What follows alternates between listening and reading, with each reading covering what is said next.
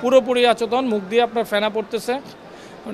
Doctor বলতেছে, doctor যে ছিল বিকেএসপির উনি বলতেছে পালস পাওয়া যাচ্ছে না।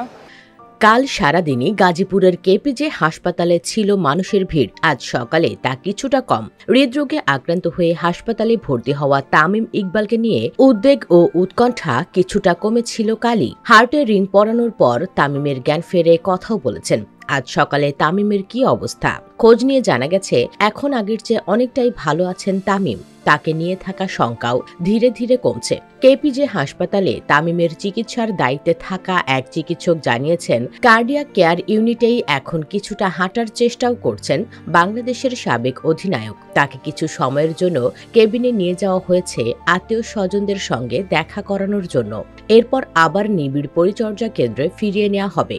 কাল বিকেএসপিতে শাইনপুকুরের বিপক্ষে মোহামেডানের হয়ে ম্যাচ খেলতে এসে বুকে ব্যথা অনুভব করেন তামিম। পরে তাকে পাশেই কেপিজে হাসপাতালে নিয়ে যাওয়া হয়। এরই মধ্যে ঢাকায় যোগাযোগ করে তামিমের জন্য এয়ার অ্যাম্বুলেন্স উড়িয়ে নেওয়া হয় বিকেএসপির মাঠে। কিন্তু কেপিজে হাসপাতাল থেকে বিকেএসপিতে ফিরে হেলিকপ্টারে ওঠার আগেই জ্ঞান হারিয়ে ফেলেন তামিম। শারীরিক অবস্থার অবনতির কারণে তোলা যায়নি এয়ার অ্যাম্বুলেন্সও। এরপর আবার কেপিজে বিশেষায়িত হাসপাতালে আনার পর তার বুকে ব্লক ধরা পড়ে।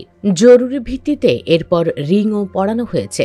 বিশ্বখ্যাত ক্রিকেটার তামিম ইকবাল যখন জীবন মৃত্যুর সন্ধিক্ষণে, তখন তার প্রাণ বাঁচাতে সামনে থেকে নেতৃত্ব দেন চুয়াডাঙ্গার কৃতি সন্তান ডাক্তার মনিরুজ্জামান মারুফ। হার্ট অ্যাটাকের পর দ্রুততম সময়ে সঠিক চিকিৎসা না পেলে হয়তো অন্য কোনো ইতিহাস লিখতে হতো, কিন্তু দক্ষতা, অভিজ্ঞতা ও সহযোগিতার সমন্বয়ে তামিম ইকবালকে আল্লাহর ইচ্ছায় নতুন জীবন দিলেন এই চিকিৎসক।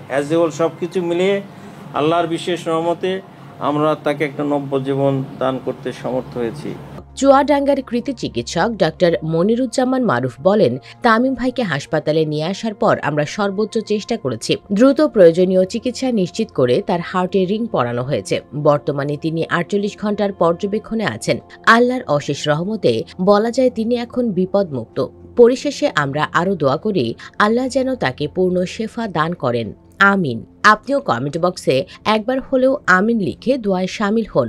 ভিডিও ভালো লাগলে লাইক দিন এবং শেয়ার করুন। আর অবশ্যই চ্যানেলটি সাবস্ক্রাইব করুন।